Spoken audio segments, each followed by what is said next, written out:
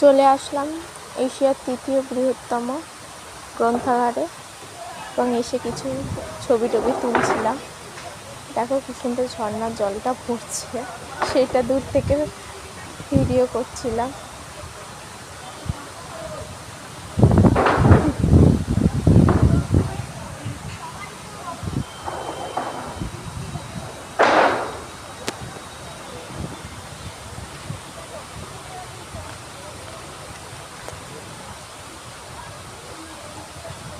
এবার photo shoot করা এখানটায়, এখানে একটু বন বন মতন আছে, সুন্দর